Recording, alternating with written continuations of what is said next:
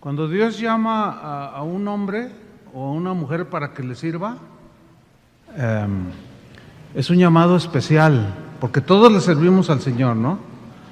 Pero me refiero, por ejemplo, en el caso del ministerio, como un pastor, por ejemplo, ¿no?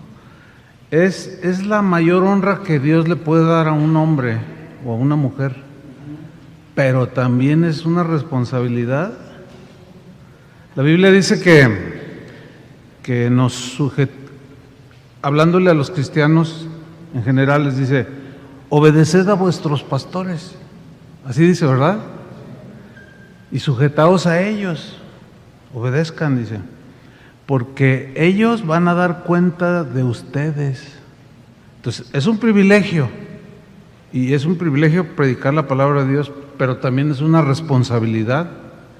¿Por qué? Porque, por ejemplo, en el caso de aquí Vida Nueva Querétaro, pues Alan es el que va a darle cuentas a Dios por ustedes. Entonces, sí, es una honra. Muchos dicen: no, yo quiero servir al Señor, yo siento el llamado y quiero servirle. Pero nada más piensan el lado de la bendición, del privilegio, pero nunca meditan ni piensan en la responsabilidad. Porque aquel día, pues, a ver, Alan Alducin, ¿verdad? Y tu papá no va a poder defenderte.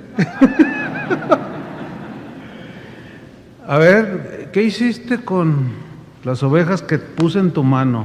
Ándale, ¿verdad? Entonces, por eso es que toda la gloria es para el Señor.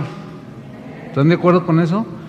Y no se les olvide esto: todo lo que reciban de lo alto es dado por Dios. Nada es de nosotros. Nada. Entonces, solamente servimos a Dios, y Pablo le decía a Timoteo que lo debería de hacer lo mejor que pudiera, ¿verdad? Tienes que hacer esto, Timoteo. No, entonces, siempre es una responsabilidad. Yo tengo muchos años predicando, pero les voy a decir un secreto: nunca digo esto, pero cada vez que yo me subo a predicar estoy nervioso, porque una cosa que yo diga mal o que no esté de acuerdo a la palabra, por eso Santiago dice, hey, aguas, cuidado, bueno, no dice aguas, ¿no? Dice, a todos, no os hagáis maestros unos de otros, porque recibirán mayor condenación. ¿Saben por qué dijo eso? Porque muchos, que yo. Sí, pero Santiago habló mucho de oír, del hablar, del oír y el hacer. Entonces, el primero que tiene que hacer lo que predica, ¿quién creen que es? Fíjense, otra vez, el primero que tiene que hacer y vivir lo que predica, ¿quién es? Pues nosotros. No, mejor predica tú, Alan. No, esa es la verdad. Entonces, cuando hay gente que quiere servir a Dios, uno tiene que instruirlos bien.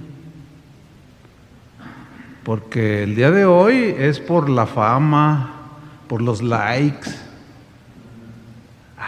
Yo quiero ser famoso. A mí me lo han dicho directo: es que yo quiero ser famoso. ¿Qué?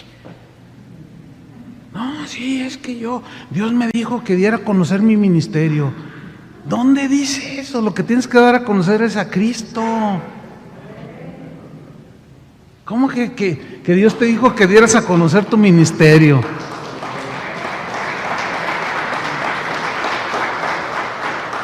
Entonces, pues es una responsabilidad, y cada que yo me subo, algunos me dicen: no, pero no se te nota. Ese es otro asunto. Pero si ustedes supieran, hace rato le dije a Alan: oye, dame chance de meterme allí yo solito, pues a pedirle gracia al Señor. ¿Sí? Entonces, ¿por qué? Porque ustedes valen la sangre de Cristo. Y un predicador no puede darse el lujo de hablar lo que hoy hablan muchos, un montón de tonterías, y se la pasan contando un montón de cosas que nada que ver con el Evangelio. Y precisamente, pues vámonos a la palabra. ¿Qué les parece? ¿Está bien? Eso, me gusta eso. Abra su Biblia en Génesis 2:25. El tema que voy a tratar respecto al tema general de la conferencia es, conferencias familiares, ¿sí? Pero le he puesto un título a esta enseñanza: la amargura en el matrimonio. Ahora, alguien puede decir, no, pues yo no estoy casado, como aquí el chavo, ¿no? Pues, como tú, no, pues yo estoy no casado, yo no me puedo amargar. No, espérame. Este asunto de la amargura, de amargarse en el corazón, es de todo ser humano. Ahora, yo lo voy a enfocar al matrimonio. Sin embargo, todos, aunque no estén casados o sean viudos o como sea, todos tenemos un corazón que a veces se ofende, ¿no es cierto? Y se hiere y podemos amargarnos. Pero el enfoque que yo le voy a dar ahorita es en el matrimonio. Pero repito, todos estamos incluidos. ¿Sale? Ok. Génesis 2:25. Dice el texto: y estaban, cuando Dios creó a Adán y a Eva, y estaban ambos desnudos, Adán y su mujer. Ahora, aquí desnudos, el término hebreo da la idea, tal y como tenemos el concepto nosotros, literalmente sin ropa. Pero el texto hebreo, o la palabra hebrea, implica también un aspecto figurativo o metafórico.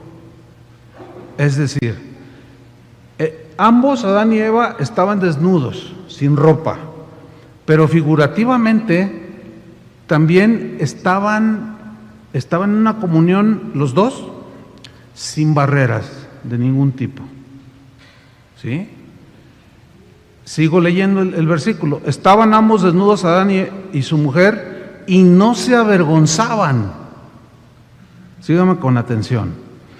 La palabra avergonzar aquí viene de un término hebreo que significa literalmente lo siguiente.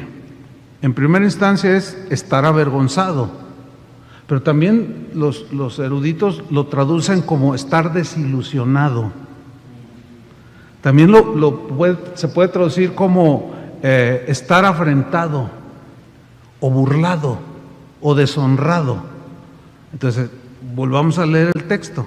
Y estaban ambos sin ropa, totalmente desnudos, cara a cara. ¿Sí? No había barreras entre ellos, nada impedía una comunión bien bonita. Y ellos no se avergonzaban, o sea, ninguno de ellos manifestaba desilusión, ni Eva ni Adán. Ninguno de ellos se sentía afrentado o burlado o deshonrado. No, era algo perfecto que Dios había diseñado.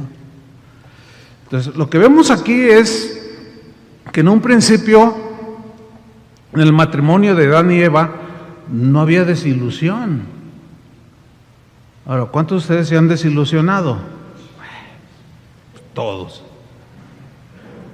Pero en ese momento no había desilusión, en ese momento no había afrentas, no había pleitos entre ellos, no había burlas, no había desprecio entre ambos, no había deshonra, no había absolutamente nada por lo cual se avergonzaran. Todo era una vida sin barreras. Cuando dialogaban Adán y Eva eran sinceros, no escondían nada, no mentían. Había una transparencia en su relación bien bonita, bien pura, santa. Así Dios los había diseñado. No había secretos entre ninguno de los dos. Adán nunca le guardó un secreto a ella, ni Eva a él. O sea, estamos hablando de un matrimonio que Dios diseñó, y todo lo que hizo, lo hizo perfecto y bueno. ¿Sí?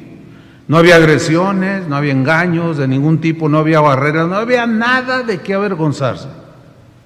Estamos entrando en contexto. Ok, vamos a Génesis 2:18.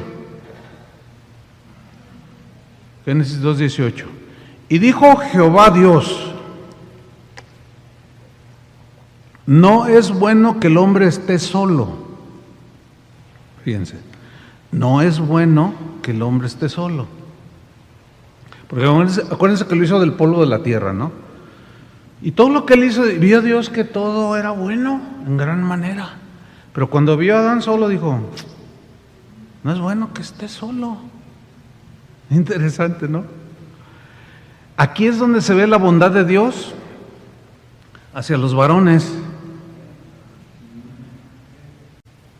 Dijo: no es bueno que estén solos. No porque no podamos, no porque seamos torpes o tontos, no, sino porque necesitamos una ayuda extra. Ese fue el diseño de Dios. Por eso dice en el versículo 18: no es bueno que el hombre esté solo, le haré ayuda idónea para él. Miren, aquí hay algo bien interesante. La primera frase dice: le haré ayuda idónea. Ahora, ¿quién hizo esa ayuda idónea, que es la mujer, la esposa, para un hombre? ¿Quién la hizo? ¿Quién la diseñó? ¿Quién la planeó? Todo. ¿Quién la hizo? Dios. Yo creo que fue una de las mejores ideas que tuvo Dios. ¿Se han fijado que cuando una mujer queda viuda, se puede hasta quedar sin casar? Y yo sé que saben un montón de casos de un hombre que quedó viudo y al mes ya se casó. ¿Sí o no?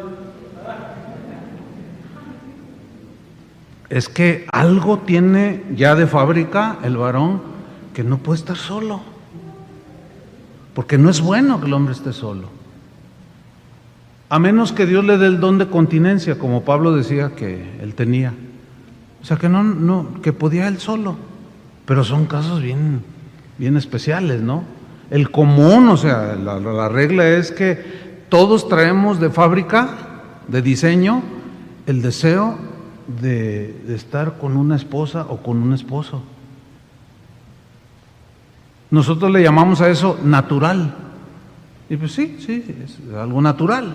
Ahora, fíjense, dice: le haré ayuda idónea para él. Ahora aquí vamos a estudiar esa frase, ayuda idónea, porque es bien importante, ¿eh? Porque hay que entrar un poquito hacia el escudriñar, como dice la Biblia, ¿no? Para poder entender más lo que es la ayuda idónea, según la Biblia. Claro, en el idioma castellano que nosotros hablamos, leemos ayuda idónea, pero en realidad no expresa nuestro idioma lo que expresa en este caso el hebreo, en el que fue escrito el Antiguo Testamento. Ok. Ayuda tiene una etimología, pues, hebrea, ¿no? Que es la palabra azar. Bueno, esta palabra, escuchen, significa, los eruditos la traducen como rodear. Pongan atención a las palabras, ¿no? Ayuda, azar. Se puede traducir como rodear, se puede traducir como ayudar, pero también se puede traducir como proteger. Y uno dice: bueno, ok. Es decir, que la esposa, Dios la diseñó para el varón, se la dio al varón, para ser un aliado con él, para ser un equipo con él, para ser uno con él, para ayudar, para defender, para socorrer, para brindar apoyo. Esa es la definición de ayuda. La segunda palabra, idónea, ayuda idónea.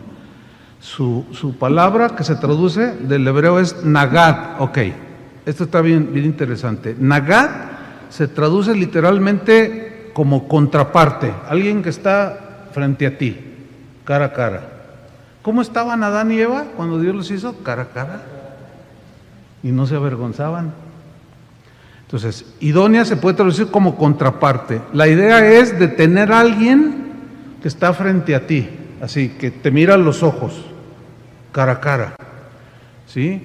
Pero escuchen, tiene la idea de alguien que se opone para hacer algo bueno. O sea, como que estorba, en este caso al varón, cuando toma decisiones o tiene pensamientos desviados, y la esposa lo hace reflexionar. Ahora, fíjense, voy a mencionar los sinónimos de cómo se puede traducir esta palabra y vamos a encontrar algo sorprendente. Ya ven que dicen que la que más habla es la mujer, que la mujer habla más que el hombre. ¿Ha oído eso? Que la mujer habla 32,000 palabras, algo así, ¿no? Y el hombre, quién sabe, bien poquitas. ¿Y a poco no es cierto? Fíjese, usted llega del trabajo y ¿cómo te fue? Bien. O sea, somos bien cortos. Ahora, fíjese lo que significa idónea. Significa, escucha las palabras, significa manifestar, exponer, explicar, avisar, comunicar, confesar, contar, contestar, dar cuenta, decir, declarar, descubrir, enseñar, explicar. Todas tienen que ver con hablar. Como Dios nos diseñó así, es que nosotros, Dios nos diseñó, somos de la tierra del trabajo, vamos a hablar un poquito más abajo de eso. Entonces, somos por naturaleza de cortas palabras. Los problemas que hay de comunicación en un matrimonio generalmente son generadas más por la falta de comunicación del varón que de la mujer. Eso está comprobado hasta por los psicólogos y la gente estudiosa de las ciencias en el mundo. Entonces tiene mucho sentido cuando Dios dice, le haré una ayuda idónea. Pues como lo hice para que labrara el huerto, y pues imagínense el huerto que hizo Dios, ¿verdad? Y pues se va a cansar.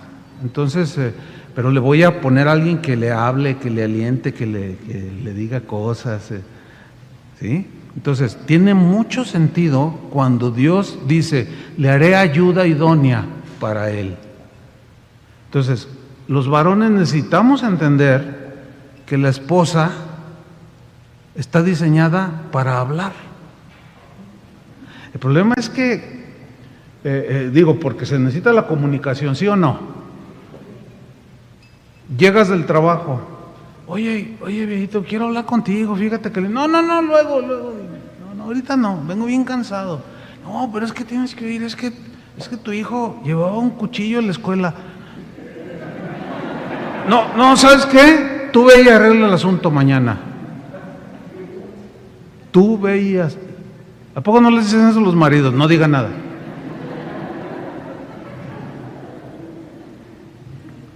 Ok, sigo adelante. El propósito de Dios era que fuéramos uno. ¿Se acuerdan que Jesús mismo dijo, no serán más dos sino uno? Ok. Dios diseñó que el varón fuera la cabeza del hogar. Ser cabeza significa el que va a dirigir. En todos los ámbitos de la vida natural, siempre debe haber una cabeza. ¿Sí? En un equipo de fútbol es el entrenador. En un restaurante es el gerente. En donde tú me lo pongas, siempre va a haber una autoridad delegada, o que la tiene, o se la delegaron, que es cabeza. Ahora, el hecho de que Dios haya dicho que el hombre sea cabeza de la mujer, no significa que es más inteligente que la mujer. De ninguna manera, porque resulta que en un montón de veces son más inteligentes que los varones. El asunto no es de inteligencia, sino de orden de Dios. Así lo diseñó Él. No, pero que no, pues, ¿cómo le vamos a discutir a Dios? Pablo también lo enseñó, porque el marido es cabeza de la mujer, así como Cristo es cabeza de la iglesia. ¿Quién es cabeza de la iglesia? Cristo. ¿Quién es el que dirige la iglesia por el Espíritu Santo? Cristo. Él es la cabeza. No, entonces, un pastor que dice, esta es mi iglesia. No, espérame. ¿Cómo que esta es tu iglesia? No, es que yo me refiero, yo puedo decir mi congregación, pero hay quien dice, no, esta es mi iglesia, el que no le guste, ahí está la puerta. A ver, espérame. No puedes hablarle así a las ovejas, porque en primer lugar, la iglesia son las ovejas, y no son tuyas, no son mías. Él las compró con su sangre. Yo no pagué nada, ni tampoco pagaría, porque no ajustaría, no me alcanzaría. Entonces, Él es el dueño, y la Biblia dice que el Señor pagó con su sangre. Dice, mirad, no se enseñoreen de las ovejas, del pueblo de Dios. Esas ovejas el Señor las compró con su sangre. Entonces no somos dueños de ustedes. Él es el dueño. Entonces cuando un pastor dice, no, esta es mi iglesia, yo aquí hago lo que me da mi gana. Uy. ¿Te imaginas? A ver, tú eres un empresario y abres un restaurante de carnes así bien lujoso, bien bonito. Tú eres el dueño, pero pones a un gerente, ¿no es cierto? Tú eres el dueño y estás contratando a alguien que supuestamente sabe. Pero resulta que en lugar de vender carne, vende totopos.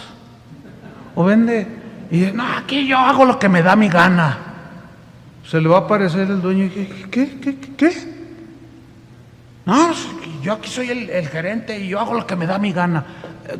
Enséñeme a uno que haga eso en el mundo. Habrá un que otro despistado, ¿no? Pero le puedo asegurar que hay un montón de pastores que dicen eso, que se creen dueños, pero no lo somos. Él es el dueño. Entonces Dios diseñó así las cosas. Mientras no lo entienda así, pues va a haber más problemas. Él es la cabeza del hogar. Y la mujer es un aliado para rodear, proteger, defender el hogar y la familia. La mujer fue la idea de Dios como ayuda idónea. Ahora, ¿eso significa que vale menos? No. Tenemos exactamente el mismo valor delante de Dios, porque Cristo murió en la cruz por el hombre y la mujer, por la raza humana. Tenemos exactamente el mismo valor delante de Dios. Lo que muchos no logran entender es que en el cuerpo de Cristo, Pablo lo usa de una manera metafórica, la iglesia de Cristo es el cuerpo de Cristo, dice, y unos, en un cuerpo hay manos, dedos, ojos, dice, cada uno tiene una función, somos un cuerpo en Cristo, y toma la figura del cuerpo humano. Y Pablo dice, a ver, ¿qué miembro es más importante? ¿Acaso le dirá la mano derecha a la izquierda, ¿sabes qué? No te me acerques, no me toques, o no necesito de ti? No, a ver, ¿qué parte del cuerpo no camina en armonía? Imagínate que tú quieres mirar a la derecha, pero el izquierdo dice, no, yo quiero a la izquierda. ¿Te imaginas? ¿Qué cosas, no? No. Sin embargo, resulta que en la iglesia de Cristo hay un montón de viscos. No sé, porque hacen lo que les da su gana. Pastores, pero también ovejas, Hay ovejas que parecen abejas. Uno les quiere ayudar y alguien que es pastor genuino siempre quiere ayudar a las ovejas. Nunca se puede equivocar, nos vamos a equivocar, pero nunca será con maldad, les aseguro. Siempre uno quiere ayudar, pero un pastor debe entender que a veces las ovejas sacan el aguijón y toma. Como aquel hombre que iba en el campo y iba a brincar un charco de agua y vio una abejita luchando por su vida. Dijo, ay, pues esta es la que me da miel. Y él metió la mano así para sacarla y cuando hizo el movimiento le picó y la soltó. Y el hombre era alérgico a la picadura. Se empezó a sentir mal y cuando ya volteó, ya estaba ahogada la abeja. Nunca entendió que el hombre la quería ayudar. Así a veces hay gente, nunca entendieron que el único propósito de los pastores es ayudarles. Sigo adelante. ¿De quién fue la idea de crear la mujer? De Dios. Ese fue el orden. Ahora, en Proverbios 18:22, vaya conmigo, Proverbios 18:22. Fíjese este versículo. El que haya esposa, haya el bien. El que haya esposa, haya el bien. Y alcanzará la benevolencia de Jehová. Ok, vamos a desmenuzar este versículo. Dice, el que haya esposa, el que encuentre una esposa, en primer lugar es porque Dios tenía plan para él y Dios la hizo para él, y al encontrar, yo por ejemplo puedo decir, no, yo encontré el bien, la bendición con la esposa que Dios me dio. Pero para entender un poco más el concepto, vamos a desmenuzar el versículo. La frase hallar el bien es una palabra que en el hebreo es tob. Miren, mi segundo apellido es Tobías. Yo soy Olivares Tobías, ¿sí? Mi segundo apellido viene de esta palabra, fíjense. Y Tobías significa Dios es bueno. Y Tob habla de algo bueno, habla de cosas buenas, fíjense, habla de un hombre bueno, de una mujer buena, habla de encontrar lo bueno, algo bueno, sustancioso. Pero también Tob, cuando se usa como adverbio en el hebreo, se traduce como, fíjense, aceptación. Vayan tratando de ligar esto, ¿no? El que haya esposa, haya, ¿qué? ¿Encuentra qué? Aceptación. O sea, hubo una mujer que me aceptó tal y como yo era. Hasta hay un dicho que dicen, siempre hay un roto para un descosido, ¿no? Siempre, la media naranja y todo ese asunto, ¿no? Fíjense, se traduce también como aceptación, agrado, alegría, amistad, fíjense, beneficio, benevolencia, bondad, contentamiento, dicha, felicidad, gozo. Ahora vamos a leerlo de esta manera. El que haya esposa, haya el bien de parte de Dios. Encontró algo muy bueno que Dios diseñó. Encontró aceptación, porque la esposa lo aceptó. Encontró amistad, bondad, contentamiento, dicha, felicidad, gozo, gusto, placer. Entonces, cuando dice el texto, el que haya esposa, haya el bien, alcanza la benevolencia de Jehová. Benevolencia aquí habla de favor inmerecido, que es el concepto de gracia, ¿no? Que Dios nos da, aunque no lo merezcamos, nos da, porque Él es bueno. Ok, sigamos adelante. Dios juzgó que la situación del hombre sin una esposa o ayuda idónea no era buena. El mismo Génesis 2:18, en la versión Palabra de Dios para todos, se los voy a leer. Dice así: entonces el Señor Dios dijo, no le hace bien al hombre estar solo. Haré a alguien que lo ayude y que sea como él. O sea, de su misma esencia, ¿no? De carne y huesos. Por eso Adán, cuando la vio, ella es carne de mi carne y hueso de mis huesos. Salomón, en Eclesiastés 4, versículo 9, escribió un principio que se aplica al matrimonio, pero también a la amistad, etcétera. Pero aquí lo vamos a aplicar al matrimonio, ¿ok? Dice Eclesiastés 4:9, mejores son dos que uno. Mejores son dos que uno. Y lo explica por qué. Porque tienen mejor paga de su trabajo. Alguno estará pensando, ay, ¿qué tiene que ver con la amargura? No, espérame, todavía no acabo. Mejores son dos que uno. ¿Por qué? Porque tienen mejor paga de su trabajo. O sea, lo que produce uno o producen dos, pues el que produce, dos que producen, pues es más, ganan más. O sea, hay que usar un poco la lógica también. Versículo 10. Y luego habla de otro aspecto. Porque si cayeren, el uno levantará a su compañero. Pero hay del solo. Hay del solo. Que cuando cayere no habrá segundo que lo levante.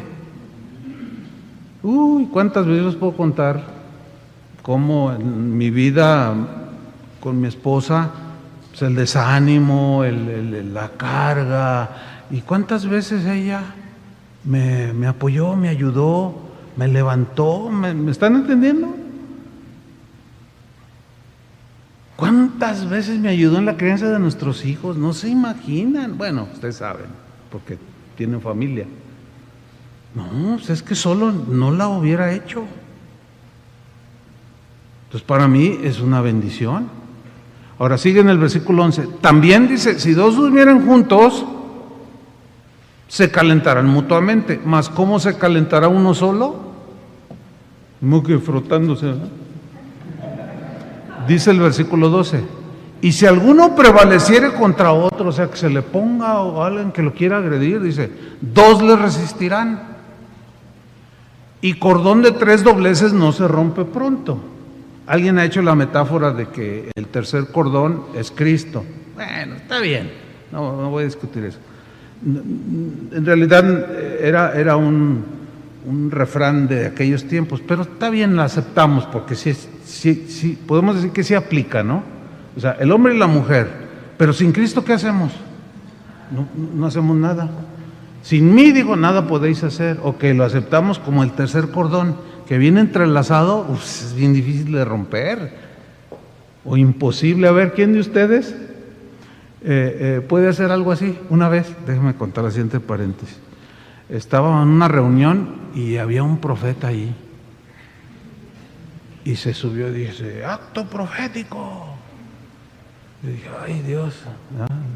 Bueno, yo respeto todo eso, ¿no? Pero fíjense lo que pasó. Así dice el Señor. Entonces había unos cordones que habían puesto los sugieres. Entonces agarró uno de esos cordones, pero era una cuerda de esas de plástico que están bien. Dice, así dice, yo rompo tus cuerdas, tus ataduras, y las... Nada, man. Así dice, y nada, y no lo aventó, así, él rompe tus cadenas. A lo que voy por el ejemplo es que es bien difícil. A ver, ¿quién rompe una cuerda así? Ni Hulk, ni Superman. Bueno, en las caricaturas sí. Pero bueno, fíjense, Dios creó entonces el matrimonio para que lo disfrutemos. Es una bendición. Y declaró que el matrimonio era bueno. Este es uno de los tantos pasajes de la Biblia que nos muestra el matrimonio como una creación de Dios positiva, buena, diseñada para traer felicidad al hombre y a la mujer. Ay, aquí empieza el pero. Pero el pecado echó a perder lo hermoso del matrimonio. Dios había hecho un diseño extraordinario, pero el pecado, en este caso fue la desobediencia, echó a perder, empezó a meter en muchos problemas el matrimonio. El pecado trajo muerte espiritual y muerte física, porque Dios nos diseñó para ser eternos. Qué tremendo, ¿eh? Ahora, la palabra muerte literalmente significa separación. Cuando alguien muere, su espíritu se separa del cuerpo, el cuerpo queda sin vida y el espíritu vuela a Dios. y su alma al cielo o al infierno, etcétera, ¿no? Entonces, muerte literalmente significa separación. Entonces, el pecado trajo muerte. Pablo en los Romanos, el capítulo 6, 23, dice que la paga del pecado es ¿qué? O sea, separación de Dios. El hombre se separó de la comunión con Dios. Pero también el pecado no solo trajo separación del hombre con Dios, sino trajo separación entre Adán y Eva. Y pues, ¿qué les puedo decir? Trajo separación entre padre e hijo, padre o esposa, suegra, familiares, amigos. Díganme, ¿quién de ustedes no ha tenido un conflicto con algún familiar, con algún amigo, etcétera, y ha perdido la relación? ¿Alguien? No, yo nunca. ¿Usted nunca? Ay, ya me había asustado, dije, gloria a Dios. Cuando venga el rapto, nomás usted se va a ir. Es que a veces yo digo cosas que a veces la gente no se preocupe, no. Yo entiendo que no entendió la pregunta. No, todos hemos perdido. Ahora, si yo analizo, por ejemplo, yo me analizo, digo, a ver, ¿por qué mi amistad con fulano se perdió? Hay 20,000 razones. Por un chisme, por una grosería que me dijo o le dije, porque lo miré feo, porque no le saludé, no.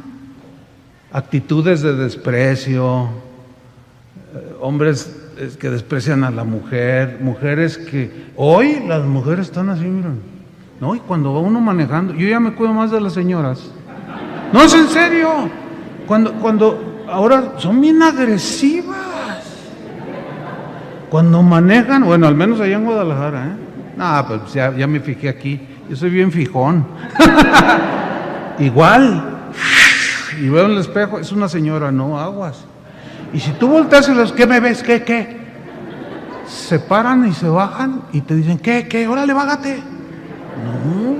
No está eso es el asunto ahora, ¿Por qué? Pues ya todo, en todo lo que degeneró el feminismo y todas esas cosas, no te dejes, no, está la cosa pero deteriorada, hermanos. Entonces, entra el pecado, empieza la agresión, empieza el insulto, la deshonra, el engaño, la división. ¿Conoce por ahí a alguien que fue engañada, una mujer que fue engañada por el marido?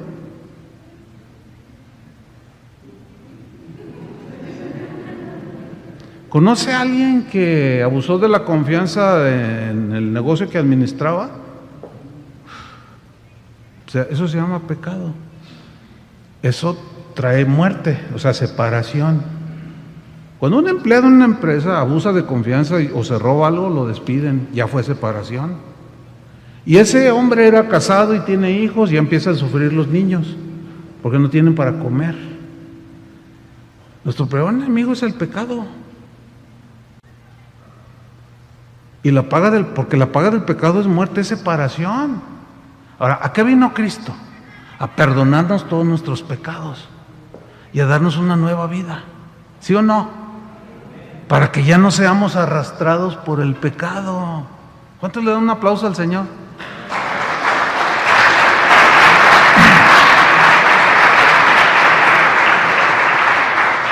Ahora, fíjese bien, a raíz del pecado que entró en el mundo, o sea, en el matrimonio, porque pues era la única familia, se empezó a distorsionar el diseño y el orden que Dios había establecido para la familia. Se empezó a distorsionar. La mujer comenzó a tener muchos problemas por tratar de ponerse en el lugar del varón. El hombre empezó a abandonar su puesto como cabeza que Dios le había dado. Empezó a dejar a un lado sus responsabilidades, se los cargó a ella se empezó a hacer cargo, después él reclamaba y ella se le ponía el brinco. Entonces el hombre empezó a enseñorearse de la mujer y a someterla a la fuerza, y de ahí surge lo que conocemos hoy como machismo. Que dicen, no, que los mexicanos son bien machistas. Mire, yo, por razones del ministerio, conozco muchos lugares, o sea, muchos países. Mire, ¿sabe qué? He observado, eso del machismo es de todos los seres humanos, de todos, a donde he ido, he visto el machismo en los alemanes, en los ingleses, en los mexicanos, en los gringos. Es esa actitud de enseñorearse de la mujer, de pisotearla, de menospreciarla, golpearla. Pero ahora ya no se dejan. Ahora ya se te ponen al brinco. Pégame, a ver cómo nos... Híjole, no, está la cosa que bueno. Ok. Vamos a Génesis 3:16. Acuérdense, entra la desobediencia, entra el pecado. Pero el pecado trae consecuencias, ¿sí o no? El pecado trae consecuencias, ok. Dice Génesis 3:16 que Dios a la mujer le dijo: multiplicaré en gran manera los dolores de tus preñeces, con dolor darás a luz los hijos. Los dolores de parto que conocemos. ¿Pero por qué? No, Dios es bueno, ¿por qué? No, espérame. Pecado significa errar el blanco, ustedes saben eso. Y cada vez que erramos el blanco, pecamos, hay consecuencias. Siempre. Sí o sí. Ahora, yo puedo cometer un pecado, tú cometes pecados, le pides perdón a Dios y Él te perdona, ¿sí o no? Pero las consecuencias vendrán, esas son inevitables. De allí que hay gente que se convierte a Cristo, pero en su vida pasada cometió delitos, y de pronto le cae la policía y lo agarran y dice: ¿por qué, Dios mío, si tú ya me perdonaste? No, espérame, sí, te perdonó, pero tienes una deuda con la sociedad. Tienes que pagar las consecuencias. ¿O qué? ¿Nos convertimos y si yo debo $1,000,000 de pesos a Electra, ya no se los voy a pagar porque ya soy nueva criatura? Por más cristianazo que sea, y ore y ayune y todo, si yo debo y no pago, me mandan a los abogados y me embargan, ¿sí o no? Y no puedo, ay, ¿por qué, Señor? ¿Por qué? Y el Señor, pues porque no pagas. Paga. Ay, Señor, es que yo leí, perdona nuestras deudas. Híjole, hasta a mí me da risa. No, es que somos expertos en sacar los versículos del contexto, híjole, y decimos lo que queremos. Ahora fíjate, esto es lo que se conoce como consecuencias o maldición. Y luego le dice, fíjate, tu deseo será para tu marido, y él se enseñoreará de ti. Bueno, cuando leemos tu deseo será para tu marido, hay dos cosas importantes aquí que debemos observar. Cuando nosotros leemos eso, tu deseo será para tu marido, en nuestro idioma castellano, siempre lo asociamos con las relaciones sexuales. Siempre. Tu deseo será para tu marido, pero luego dice, y él se enseñoreará de ti. A ver, ¿qué sentido tiene? O sea, tú querrás las relaciones con tu esposo, pero él se va a enseñorear de ti. Pues así como que, no, ese es uno de los problemas y ese es uno de los trabajos que un pastor debe de escudriñar para poderles dar a la gente, explicarles y entiendan que eso es lo que voy a hacer en este momento. La palabra que se traduce por deseo es una palabra hebrea bien cortita, es el E-L, así. Los que les gusta todavía más pueden buscarlo. Pero literalmente significa ponerse en contra. Fíjate. También se traduce como querer dirigir, querer invadir. Ahí ya cobra más sentido. A ver, tu mujer te va a costar dar niños, hijos, darlos a luz, te va a doler. Es consecuencia del pecado. Y tú, en ese desorden, vas a querer invadir, vas a querer dirigir, vas a ponerte en contra del varón que yo puse sobre ti. Pero él te va a resistir y se va a enseñorear de ti porque físicamente es más fuerte. Hay excepciones, ¿eh? Pero por naturaleza somos más fuertes que la mujer, físicamente hablando. Entonces, fíjate, ahí inició la batalla campal, en el primer matrimonio. Porque enseñorearse significa gobernar, significa dominar. Pero la idea de dominar ahí es de manera inflexible, o sea, ruda, tosca, que llega al autoritarismo. Y no tengo que ilustrarle mucho. ¿Qué? Cállate, aquí yo mando. Oye, cállate. Órale. No, pero ¿qué? Y luego lo hace así. No, y luego ahí ya se generan ya los excesos, ¿no? Pues a ella se le pone al brinco. Oye, ¿por qué compraste eso? ¿Con qué lo vamos a pagar? No, pues que yo también trabajo y que no sé qué. No, hay que... Moles. No, ahí ya se complicó demasiado.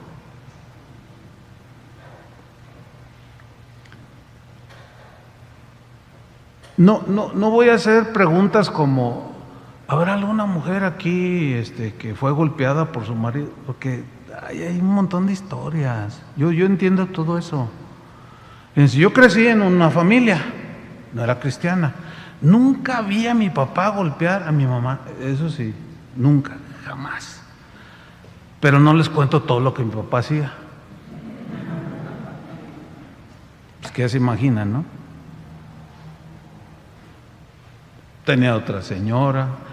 Mi papá ya murió. Cuando él se convirtió, yo una vez le dije, oye papá, ¿puedo poner ejemplos de que le van a ayudar? Sí, hijo, ya Dios me perdonó, puedes usar, diles, porque yo fui un hombre que cometió muchos errores y llevó muchas consecuencias, ¿eh? Yo tenía 10 años cuando yo lo vi con otra señora, 10 años. ¿Sabes qué pasó en mi corazón cuando lo vi? Que la abrazaba y la besaba. Sentí algo que no podía explicarme en ese momento, así como, no, horrible. Y luego verlo llegar a la casa y mi mamá, ¡ay, para allá! No, es espantoso. A veces, la Biblia dice que hay palabras que son como golpes de espada. O sea, que hieren más que un golpe físico. Y son las palabras. Y como la mujer habla más, híjole, no se mide, no, es en serio. Miren, yo como pastor, pues la consejería y todo eso, híjole. Entonces, es un regalo de Dios que Dios le dio a la mujer. Por ejemplo, mi esposa habla mucho, pero no, la verdad, o sea, bueno, es que pues es una cristiana de muchos años y es piadosa, ¿me explico?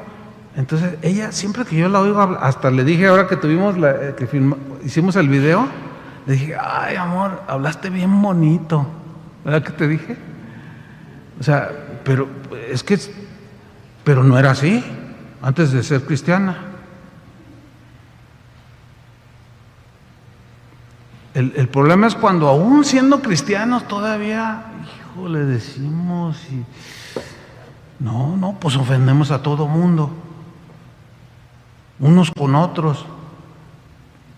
Entonces cuando le dice, fíjate, en la versión Palabra de Dios para Todos, Génesis 3:16 dice, desearás gobernar a tu marido, fíjate ahí te lo dice más claro.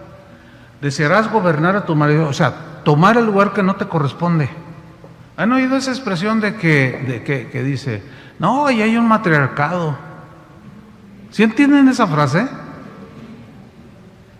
Algunos no, se quedaron así como, no, pues yo sé que lo entienden, ¿no? Pero es que a lo mejor se quedaron pensando, híjole, a lo mejor yo soy una matriarca. O sea, cuando uno dice, no, y en esa familia, no, es bien claro que hay un matriarcado, o sea, que la mujer es la que gobierna. No, es que es terrible eso, y es bien obvio. Oiga, tú cállate, le dice ella. No, a ver, ¿qué no? Entonces, cuando yo trato un asunto así en pareja, no, luego me doy cuenta cuando hay matriarcado, porque no lo dejan hablar. Entonces yo me dirijo a él, le pregunto a él, oye, a ver, varón, mira, no, yo le contesto, no, espérame, no le pregunté a usted. Y luego dice, así es toda la vida, así ha sido todo, ella hace lo que quiere. Le digo, ¿y tú te ves? No, le digo, mira, ni te vayas al extremo de no, ya quemando, sino, no, ¿sabes qué, amor? Mira, somos cristianos, la Biblia dice, déjame dirigir, respeta mi autoridad. ¿A poco si tú eres subgerente y tienes al gerente en tu empresa, a poco llegas, a ver, ¿qué? No, ¿verdad que no? Te corre así de volada. Tienes que respetarlo porque es tu autoridad. El esposo es tu autoridad, es tu cabeza. Que es un tema que no, hombre, olvídense. Pablo le dice a las mujeres de Éfeso, la mujer respete a su marido. ¿Han leído esa? Efesios 5. Y la mujer dice, respete a su marido. Y el hombre ame a su esposa.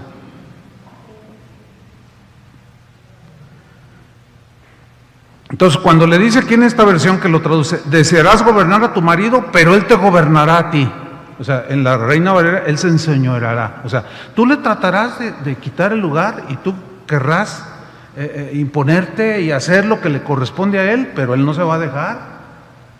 Y ahora entramos en la materia del asunto de la amargura. Hebreos 12, versículo 15.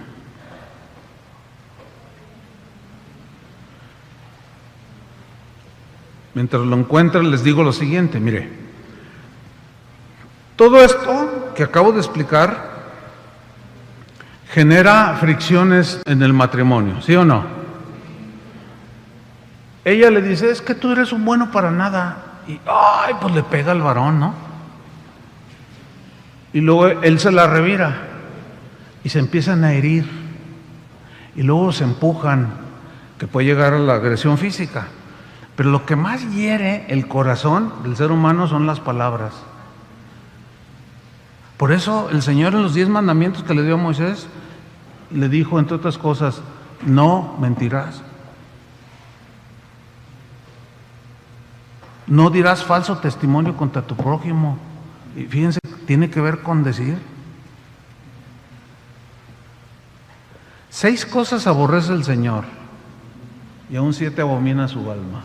Y entre ellas es el que habla mentiras, el que el que crea discordia entre los hermanos. ¿Cómo se crea la discordia? Por lo que decimos. ¿Saben cuál ha sido la plataforma que el diablo, hagan de cuenta como que fue el descubrimiento del ser humano, que el diablo dijo, no hombre, de aquí me agarro? ¿Saben cuál es esa plataforma? Para dispersar las calumnias, las mentiras, el Facebook que tienes. Les voy a contar algo. Cuando salió el Facebook, que decían, no, esto va a servir para esto, yo me emocioné en lo personal. Dije, wow, no, esto tiene un potencial bien tremendo. Y estaba yo bien emocionado y empecé a platicar con algunos de mis pastores. No, sí, es que podemos. Pero nosotros pensábamos en lo bueno. Usarlo bien. Pero el Señor me habló y me dijo, tú no lo uses. Y yo me saqué de onda, la verdad. No, Señor, es que, no, espérate, no lo uses. Yo tengo abierto un Facebook, si usted busca Jesús, pero no hay nada. Lo tengo abierto porque pues Casa de Oración tiene un Facebook, muro, donde publicamos puras predicaciones. no ponemos otra cosa, evitamos las discusiones y todo eso, no, o sea, nada más para la difusión del Evangelio. Pero hoy se ha convertido, híjole, hermano,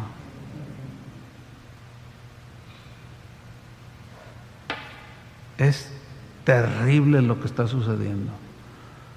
Lo peor es que los cristianos ya muchos han sido arrastrados.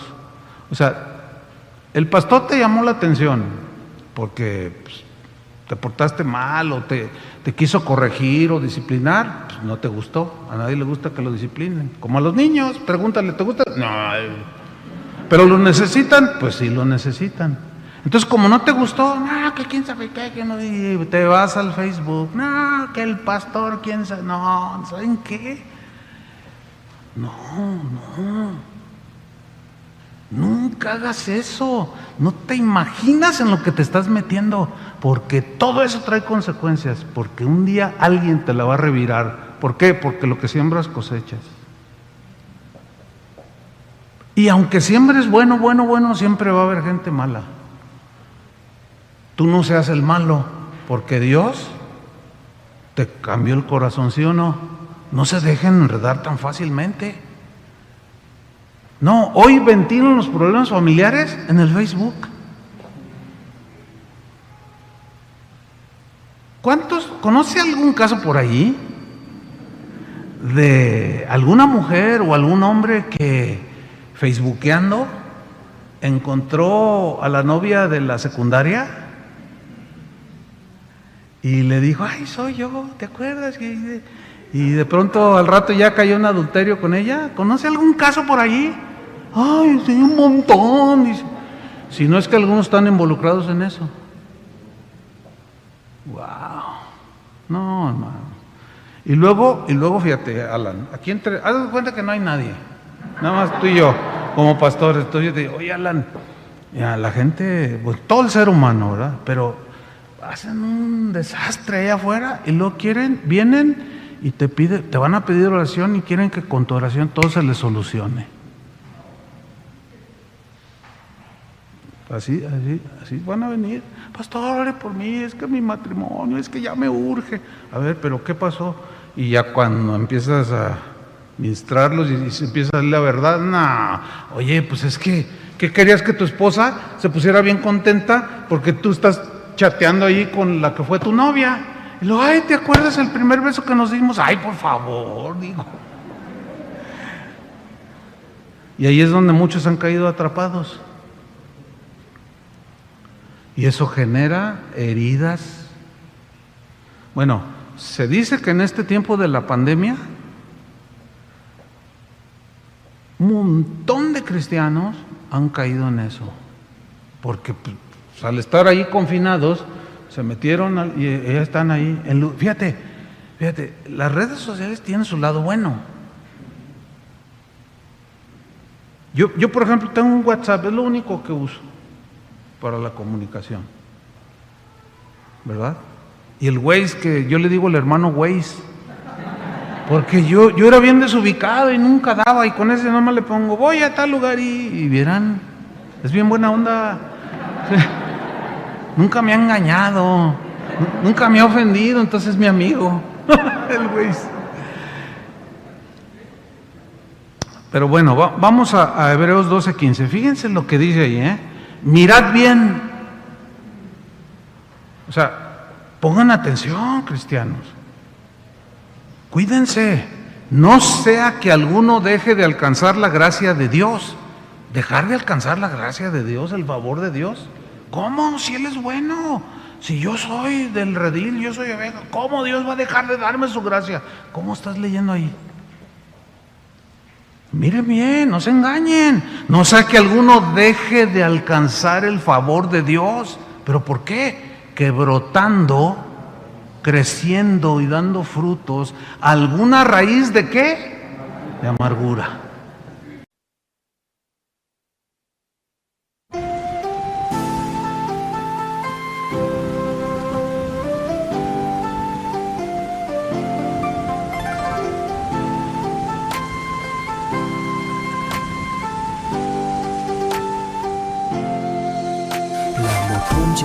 mưa rào. Em đi câu biệt ly còn chưa chào, quên môi hôn nắm say cái nắm tay, quên những ngày ân lẫn giận hờn vừa trao. Em ơi tình đầu còn nhiều bỡ ngỡ, sao lại đành lỡ dở. Anh không biết sóng bắt đầu từ đâu, nhưng sóng quá lớn thì cuộc yêu vỡ bờ. Em ơi giấc mộng chưa thành đã dở dang, ngậm đắng nuốt cay nhìn trời mà thở than. Có lẽ nhân duyên sắp đặt sự lỡ làng, anh không bằng lòng nhưng đâu thì gỡ gạt. Vài kỷ niệm nhật ký vẫn ghi chép, vài đoạn phim còn lưu lại chi tiết. Đớn đau nào não nề như khi biết đoạn kết thê lương trên dòng sông ly biệt. Em ơi chờ đợi cả thanh xuân như cánh hoa 10 giờ, vẫn y nguyên cảnh vật nhưng chúng ta bây giờ đây thành người thừa. O se estorbe. ¿Saben qué significa estorbar aquí en el griego? Atormentar. No, fíjate. Alguna raíz de amargura o se estorbe. Pero si tú buscas la palabra griega, se traduce más literalmente como atormentar.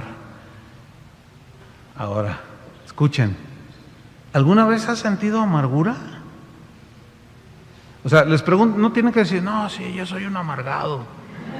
No tienen que decirlo porque se ve. No se crean. No, es que saben una cosa, les voy a contar un secreto ministerial.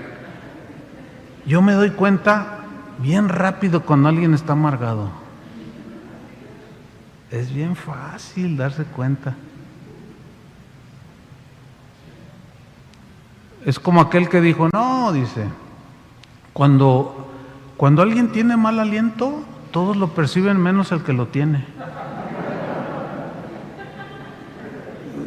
Tú dices, ay, no, este cuate, el que dijo eso, así como que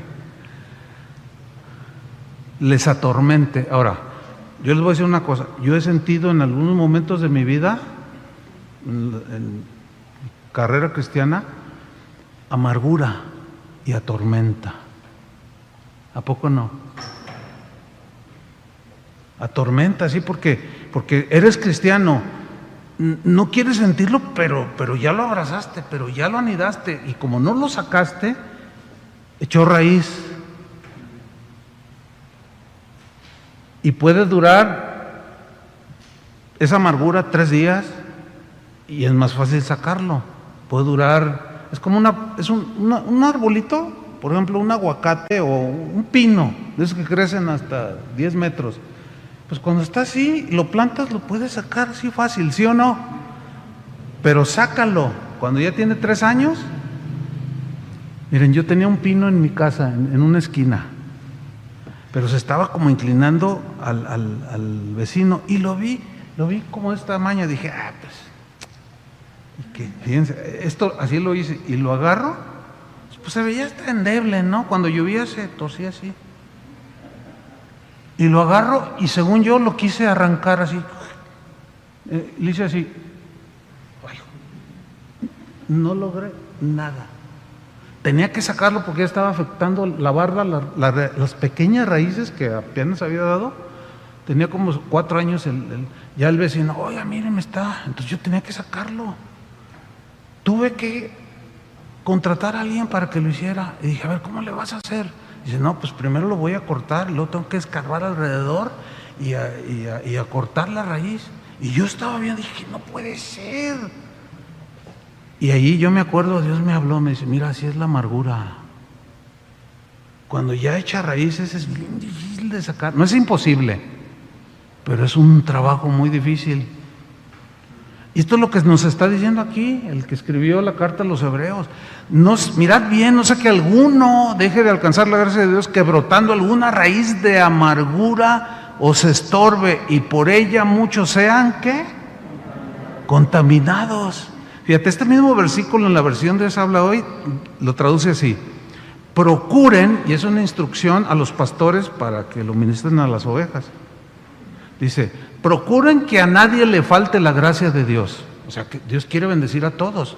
Procuren que a nadie le falte la gracia de Dios, a fin de que ninguno sea como una planta de raíz amarga que hace daño y envenena a la gente. Ahora, ¿cómo se produce la amargura?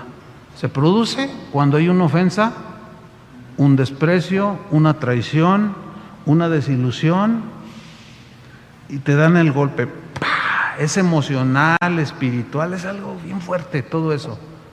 Todo eso que acabo de mencionar, traición, etcétera, etcétera, es fuerte. Y cuando, por ejemplo, yo me acuerdo cuando mi mamá se enteró que mi papá andaba, yo me acuerdo nomás se quedó así, y las lágrimas así. No, sí le afectó. Duró muchos años hasta que se convirtió. Pero tenía una raíz bien tremenda, hermanos. Pues eso yo lo presencié. Entonces, te llega el golpe, pero al principio no se ve. Es como cuando dejas caer una manzana, se te cae una manzana y ¡pam! Entonces tú la agarras y la pones donde están las otras 5, 6 manzanas. Y las dejas ahí, pasan 2 días y de pronto se le ve negro. ¿No han ido al mercado y tratan de escoger fruta y dice, el aguacate, la manzana que se le caiga la paga? ¿Por qué? Porque se golpea y a los 3 días se ve. Así son las heridas que nos causamos unos a otros. A la primera no se ven. Yo, por ejemplo, yo no puedo verla, pero ahí está el golpe. Yo lo sé. Y es ahí cuando se empieza a hacer la amargura, ¿sí? El asunto con la amargura es que es como un veneno que tú te comes queriendo que se muera el otro. Lo voy a repetir.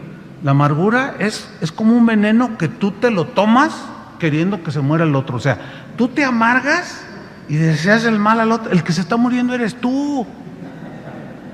El que está siendo atormentado eres tú. Por eso Jesús una y otra vez habló de perdónense las ofensas. No traigas tu ofrenda al altar si no te arreglas con tu hermano, porque no te voy a escuchar. Si ustedes no perdonan sus ofensas, tampoco el Padre los va a perdonar. Pero eso no es porque nos trajera así cuchillito de palo. ¿Saben cuál es el propósito de todos esos mandamientos? Guardar nuestro corazón para protegernos. Ustedes han oído, seguramente, de gente que va al médico. No, pues no tiene nada, señora. No tiene nada. Y, oiga, no tiene nada. Y luego ya empieza, no, lo que usted, oiga, ¿cómo se lleva con su esposo? No, ese viejo, quién sabe qué, que no sé qué. Mire, médicos no cristianos hoy están terapeando a la gente. No, ¿sabe qué? Necesita perdonarlo. Es que es una enfermedad del alma. Te dicen los psicólogos, necesita perdonar a su marido. Porque, ahora, ya está comprobado científicamente que ese tipo de cosas de pronto aparecen en lo físico. Ya está comprobado. Si hay algún médico aquí, pues, va a decir si es cierto. ¿Se acuerdan cuando Pablo dice, echad toda vuestra ansiedad en el Señor? Todas sus preocupaciones. ¿Saben cuál es el propósito de ese mandamiento? Evitar lo que hoy llamamos el estrés. ¿Cuántos saben que el estrés o las presiones de la vida, el luchar para acá, que produce estrés, o sea, que te oprime, eso y que te preocupa y luego ya te rebota en la salud? Fíjense qué sabio es el Señor. No, es que miren, yo he visto gente sanarse literalmente de enfermedades cuando perdonan. Les voy a contar un caso bien tremendo que viví. En la congregación donde nacimos, una vez llegó una señora que la metieron en silla de ruedas. Dẫu không cách nào mang nắng về đêm đông, cũng không hái được sao trên trời kia đem xuống. Nhưng sau này có thể đưa em giữ hộ tiền lương, sau này có thể làm việc nhà nếu em lười. Nhân gian thường nói không tồn tại thiên đường, chắc do họ chưa từng nhìn thấy lúc em cười. Ấm áp tỏa sáng tựa vầng thái dương, kéo anh chuyển động tinh tiến ở xung quanh. Hoài ngày hạnh phúc nhất mà anh âm thầm mãi ước, ngày ta đứng trước linh mục và cùng sánh vai lại. Thêm lần nữa tuyên bố nhé, em về khuyên bố mẹ kén rể đi anh đến tuyển ngay. Dù ít tin tưởng vào duyên số, nhưng nếu em cho số đảm bảo mình nên duyên đấy. Từ khi gặp em Google hết tác dụng, bởi em là tất cả những gì anh cần tìm, giống một kho báu để ngăn người khác đụng tới. Đối đầu thế giới anh cũng sẵn sàng cân tím, ghét phải lặng im coi em như cô bạn. Nỗi nhớ đong đầy bao giờ mới khô cạn, khoảnh khắc bên nhau thời gian như ngừng trôi vì em sở hữu sự hấp dẫn vô hạn. Yêu đơn phương cảm giác khó đọc tên, mọi thứ mù mịt giống như đứng trước bão. Mãi hy vọng chờ đợi ngóng trông đến ngày nụ hôn đó sẽ một lần được trao. Hương thơm ngọt ngào vương trên mái tóc em, gây nghiện cực mạnh anh ngày đêm ước ao. Quỳnh là loài hoa đẹp nhất trong bóng đêm, cuộc đời này u tối đang cần em bước vào. Đưa cho anh cái bản đồ vì anh sắp lạc bên trong đôi mắt kia. Hãy đưa cho anh cuốn từ điển vì cảm xúc này anh không thể cắt nghĩa. Chuẩn bị đưa anh. Literalmente ella venía así, miren, así, así. Y la pusieron adelante. Yo me acuerdo que estaba dirigiendo la alabanza y yo la vi, y estaba así. Y bueno, entonces un día me acerqué con ella y la saludé y me dice, ay, hermano, yo, y así hablaba no muy bien, no muy bien. Arrastraba mucho la voz. Entonces un día platicando con él, le dije, ¿y dónde vives, hermana? No, pues vivo en tal calle. Yo vivo a una cuadra de allí.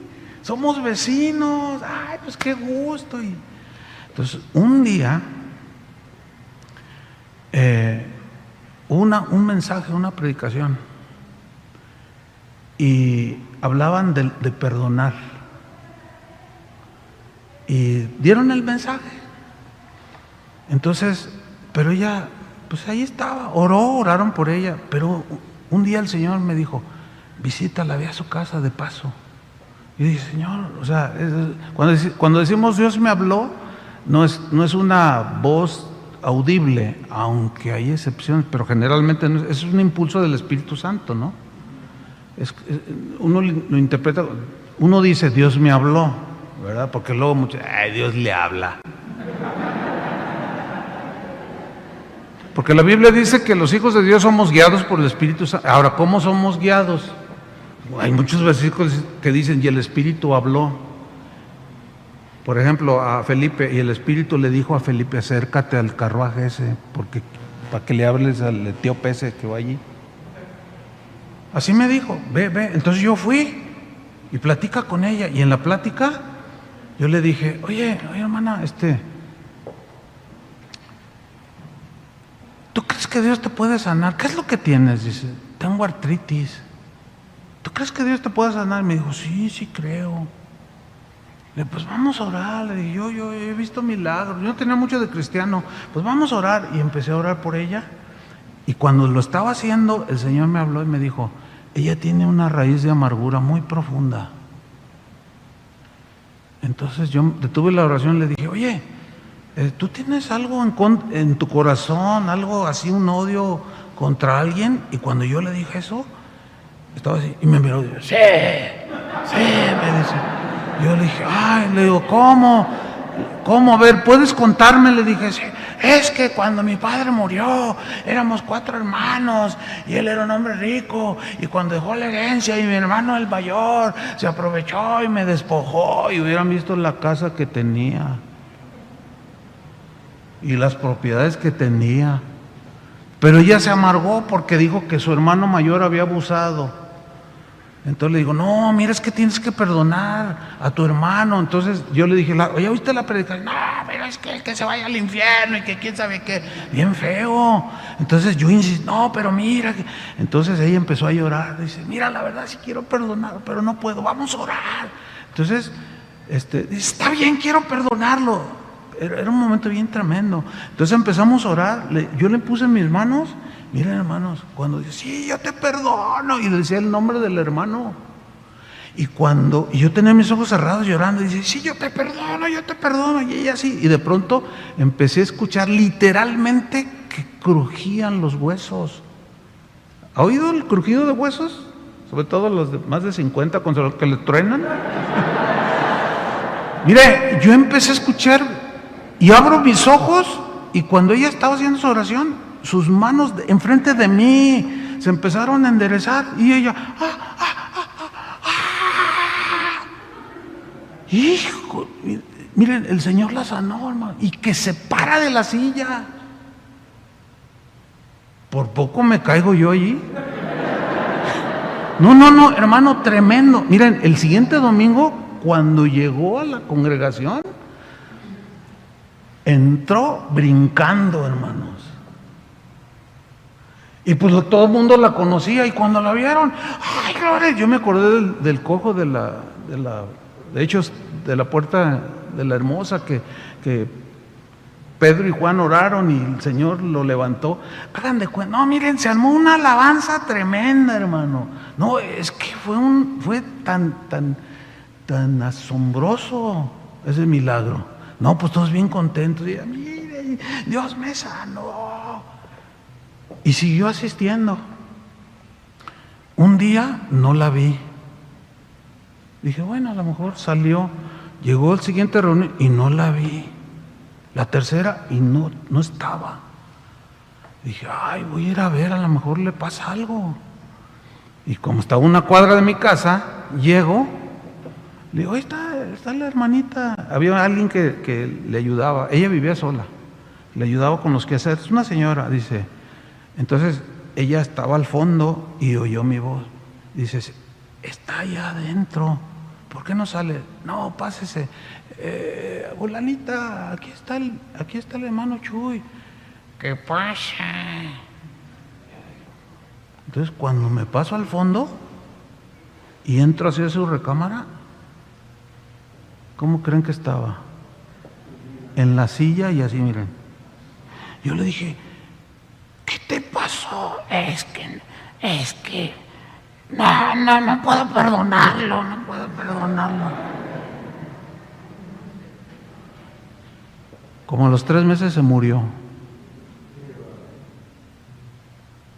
Ay, híjole, cuando me acuerdo, todavía hace un montón de años de esto. Tenía 2 años de convertido. Ella se murió así. Literalmente, para meterla al cajón, la cortaron para poderla acomodar, porque no podía estar así. ¿Te quieres morir así? Sin embargo, hay un montón de cristianos amargados en las iglesias. Un montón, más de los que nos imaginamos. Hay un montón de matrimonios que ni se hablan. Aquí van a la iglesia, pero llegan a su casa y ni se hablan. Estas ya son cosas bien pesadas. Ahora, ¿por qué llegaron a ese punto? Por las ofensas que se hicieron. ¿Cuál es la solución? El perdón. El perdón. De eso voy a hablar mañana, pero abundantemente. Espero que duerman hoy bien. Porque a algunos mañana les espera un día extraordinario. Porque es probable que tú vayas a entender el mensaje. Y para los que hacen el video y todo, la enseñanza de mañana sobre el perdón se llama 70 veces 7. Para que anoten y ya no me pregunten. 70 veces 7. Por hoy aquí vamos a dejarlo, ¿sí? Porque el Espíritu Santo necesitamos, Él es el que convence de pecado, nada más. Uno predica, pero uno no trata de convencer a nadie, porque ese no es nuestro trabajo. Pero que el Espíritu Santo, si te habló, sé sincero. Khi say anh thường hãy nhắc về em, mong khỏa lấp những u tối, khoảnh khắc về đêm nghe lại bài ca ngày xưa cũ. Ta hát về nhau nhớ những giấc mơ ta từng ước, to tát về sau và đó là khi mà anh dần lụy là không làm chủ chính mình, thấy không gian trở nên tồi tệ, mọi thứ bao phủ chính mình. Em đâu còn như điều anh mơ, anh cũng tự nhủ chính mình, nhưng mà thôi em, nào ai giỏi mà đủ tính tình, chẳng thể vươn tới được cảnh cao dù anh có nhã ý trèo. Trong cơn say mọi thứ cuồng quay, anh trở thành gã chí phèo, yêu chân thành là không thay lòng dù em có như thị nở. Ý anh là em như cô tấm, nhìn em như thị nở. Đêm vắng nàng ngón tay xám vàng vì đốt cả bao thuốc lá. Căn phòng chung khi xưa nồng ấm, bây giờ sao bút giá. Một thói xấu mà anh đã quen khi em không ở bên lâu. Anh thường ngồi trong một góc tối nhậu suốt cả đêm thâu. Em mang con tim anh đi đâu, khiến anh mù quáng vẫn cô sáng mỗi khi đau. Em mang con tim anh đi đâu, điều gì choáng váng để xứng đáng ướt mi nhau. Em mang con tim anh đi đâu, khiến anh mù. Cierra tus ojos, por favor. Estés casado o no, ¿cómo está tu corazón? Señor, te damos muchas gracias. Sabemos que tú eres un Dios muy bueno y perdonador, que enviaste a tu Hijo Jesús a morir por todos nuestros pecados, esos pecados que nos separaron de ti, y que hoy nos tienen con consecuencias, aunque estos hayan sido perdonados cuando te conocimos, Señor. Pero empezamos la vida cristiana y fue tan hermoso. Pero quizás empezamos a recordar ofensas pasadas y empezó otra vez a molestarnos aquello. O aún ya como cristianos, alguien me ofendió o yo ofendí a otro. Un esposo pudo haber ofendido a su esposa o viceversa. Un padre pudo haber menospreciado a su hijo y le produjo una herida en el corazón. Y ahora el muchacho está rebelde, pero está amargado. Y a lo mejor tú estás en esa condición. Simplemente dile al Señor: Señor, yo no quiero dejar de recibir tu gracia, de ninguna manera. No quiero endurecerme más, pero necesito que tu misericordia, Señor, me abrace, me dé convicción, que tu Santo Espíritu que vive en mí, dile así al Señor, tu Espíritu que vive en mí, sea quien me convenza, me lleve a ese punto donde yo pueda decir: sí, Señor, perdóname, Señor. Porque el pecado, hermanos, primero es contra Dios y luego contra el hermano. Señor, yo quiero estar libre en mi corazón. Ayúdanos. Tú conoces a cada uno, Señor, de los que estamos aquí. Conoces su sentar, su levantarse, cuando se acuestan. Conoces sus más íntimos pensamientos. Conoces sus lágrimas, cómo inundan su almohada por las noches. Conoces la frustración, la desilusión, al que está profundamente ofendido. Pero a todos estos tú nos has hablado esta noche, Señor, porque tu diseño para el ser humano fue bondadoso de tu parte, fue darnos lo mejor de ti, que viviéramos contentos, felices, y por eso diseñaste la familia, que un esposo amara a su esposa, que no tuvieran barreras, pero nuestros pecados nos separan al ofendernos, al herirnos mutuamente. Señor, no queremos terminar la vida amargados. Ayúdanos, Señor. Ayúdanos, Padre. De una manera especial, te pedimos por aquellos matrimonios, Señor, que se han herido, se han ofendido. Que tú, Señor, sigas haciendo una obra. Se necesita tu poder, Señor, para sacar esas raíces que han agarrado profundidad, Señor. Solo tú las puedes arrancar. Y eso es a través de perdonar primeramente nuestros pecados. Y en segundo lugar, cuando nos llevas a perdonar a los que nos han ofendido, a los que abusaron de nosotros, a los que nos defraudaron o nos traicionaron, abusaron de nuestra confianza, tantas cosas, Señor. Ahora dile de lo profundo de tu corazón, dile: Señor, ayúdame, no puedo sin tu gracia, ayúdame, Señor. Ayúdame y que tu palabra el día de mañana sea como un martillo, como un cincel que rompe la dureza de mi corazón por la amargura que he abrazado por tanto tiempo, Señor. Si alguno de ustedes quisiera en este momento, ahorita que estoy hablando, ¿sabe qué, pastor?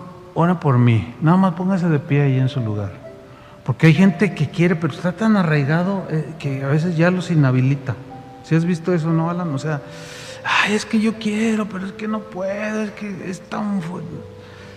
Hay algunos que necesitan más ayuda, Entonces la oración, dice la Biblia, orad unos por otros, dice, para que sean sanados. Así dice en Santiago, ¿no? Para que sean sanados. Dice, y confesaos vuestras ofensas los unos a los otros. Tiene que ver con lo que se ofendieron. Pero el que está herido, tiene que reconocerlo. Entonces, si hay alguien, póngase de pie en su lugar y oramos de una manera respetuosa. Señor, te pedimos por nuestros hermanos. Tú conoces sus corazones. Ellos te aman. Nadie se atrevería a dudar de eso.